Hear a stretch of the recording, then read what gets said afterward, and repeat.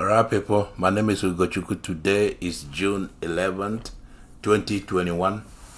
Hey, I bring you another story. Who you looking at there is uh, Seun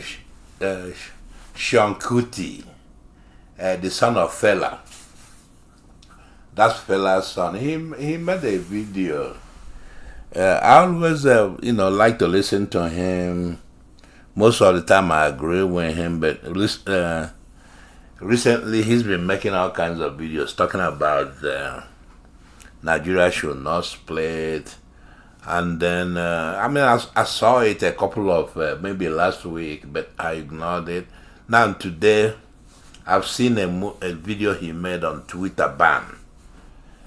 Basically, he's saying that that Twitter should not have deleted the post of a whole president of a country.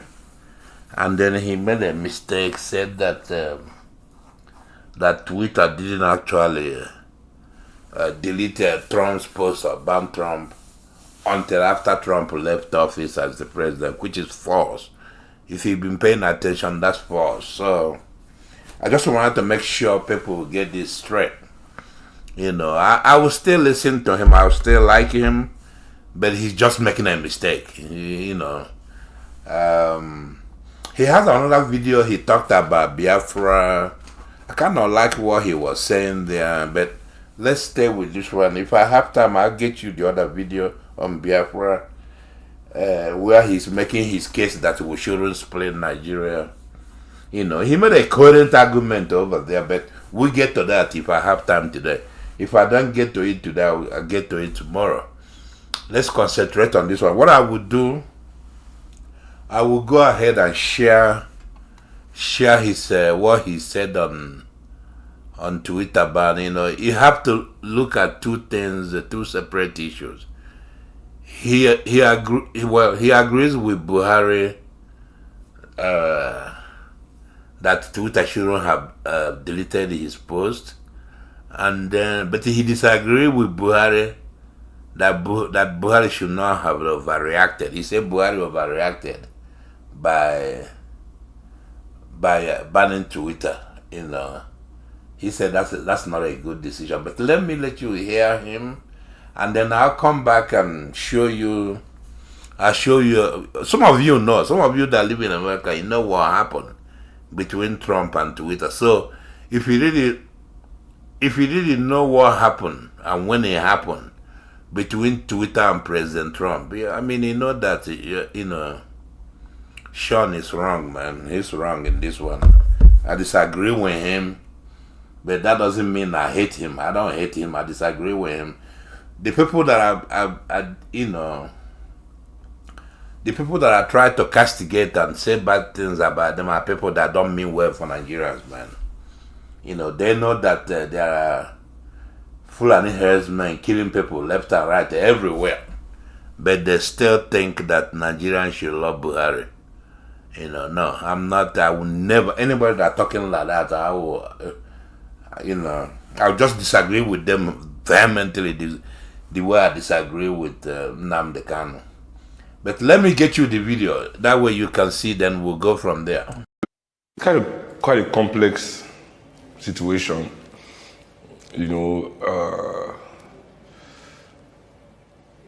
I've seen worse things on Twitter, than what Buhari tweeted, to be honest, in terms of bullying and all of that, violent threats. Imagine what Trump was saying even when he was president, and when the looting starts, the shooting starts, and things like that. It was after he left presidency that they took down his Twitter page and all that. Now, that being said, Twitter is an American company, not a Nigerian company.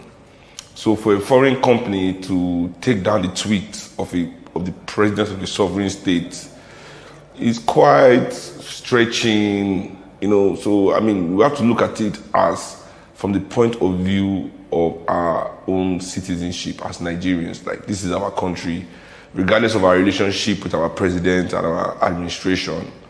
You understand? It is a slap in the face of the entire nation that Twitter will take down the post of our president, regardless, of anything. And the president's response also is absolutely wrong, to also now use his own arbitrary power to take down Twitter, especially when Nigerians don't have their own option.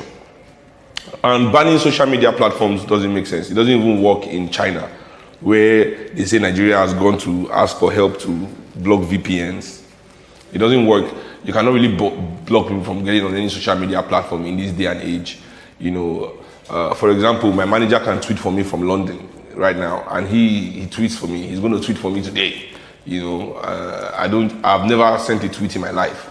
I give it to my manager to do whatever tweet I want. So, what's the ban? Am I not a Nigerian? You know, so the president's reaction is also one of a weak president. Weak because we're a weak country. That's why it's like bang, bang. You know, because really he should be able to call Jack Dorsey for a meeting, and Jack Dorsey will come and meet him, and he states his displeasure at Jack Dorsey's behavior, gives Twitter a fine, you know, and the nation moves on, you know. But I guess because we are a weak country, we have to show, we have to go to the extreme to prove our strength that is not really there. Women cannot persecute anything. The Nigerian, I repeat, the Nigerian government, they cannot persecute a fly. Yeah. You have money to pay for a lawyer, you defeat the Nigerian government in any case. They don't investigate, they don't follow due process, they don't even have good lawyers as prosecutors to carry out. I mean, do you know how many governors have defeated the government in corruption cases where it was glaring that this man was corrupt, and yet the government could not secure the prosecution? You know, please. You know, the Nigerian government can not really, they cannot even enforce traffic. Yeah. You want to enforce Twitter ban? Please, let's talk about something else. To enforce Twitter ban, you must be able to enforce traffic. You know, if you can't enforce traffic, you know, if you cannot enforce simple traffic law, you cannot enforce Twitter ban. I'm sorry. It's beyond your.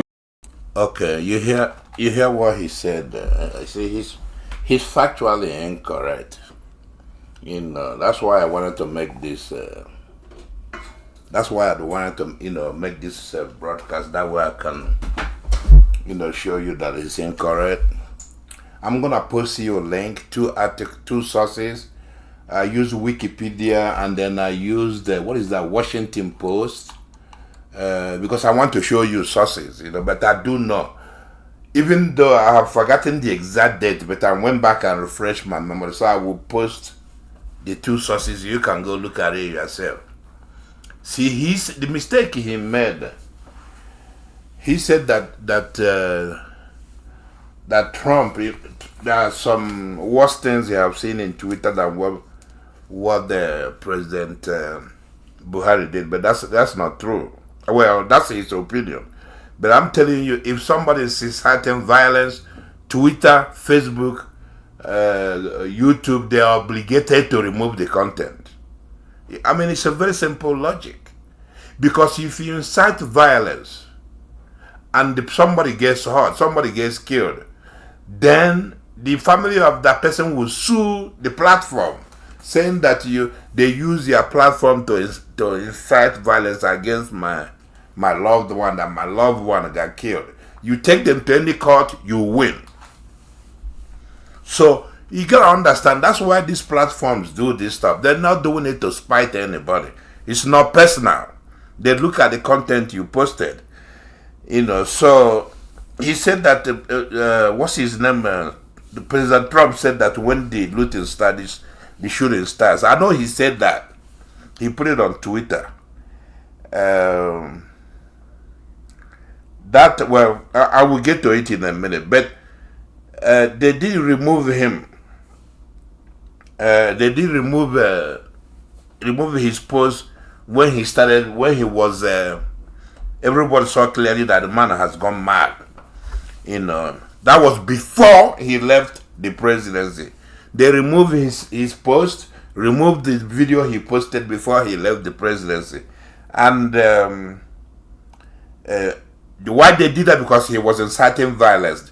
Just like, what's his name? Buhari was inciting violence. Buhari was trying to, not just violence, but he's pledging he will commit to genocide. Right? So, Sean said that this is about a sovereign state, the president of a sovereign state, that regardless of how we feel about our relationship with Buhari, we have to see it see Twitter ban as a slap in the face of all of us. I don't see it that way, man. I don't see it that way. Just like Americans didn't see the ban of President of America and deactivating his account. Americans didn't see that as a slap in American face. In fact, there was a poll conducted. 61% of Americans said that yes, that it was okay to remove his President Trump's violent post and deactivate his account. And then, he went into somewhere that agree with him in the half of the stuff. He said that banning Twitter doesn't work. That's what you remember the AGF for Nigeria trying to, saying that, trying to, how can you, if you ban it, then he said if you use it, they will arrest you. How can you enforce that? That's what he was saying, on the half of the video. But let me concentrate on that at the beginning. Let me pull out some numbers. That way, I'm not lying. Of course, everybody knows Trump. Trump feels like, if you really think about Trump, Trump acts like a typical black African old person. Think about it for a minute. Trump when he was president, he was acting like that. He still acts like that today. If you say something to him, you question him, you criticize him, that's it. He goes berserk. Is it not what Buhari was doing? He doesn't accept any criticism. Obasanjo was like that too. You criticize these people, they go berserk. In fact, when Obasanjo was in office, somebody wrote an article. Obasanjo was mad. He was showing mad at the airport, saying, when I go over there, I deal with him. He can't talk about me like that. Will he talk about his father like that? That's what Obasanjo said. So these people, old people in Africa, Trump included too, they believe that rules do not apply to them, right? But when they are forced to abide by the rules, they get mad. That's what this guy was doing, Buhari. And Trump displayed that throughout his presidency. Rules do not apply for them. But when they are forced to follow the rules, they get mad.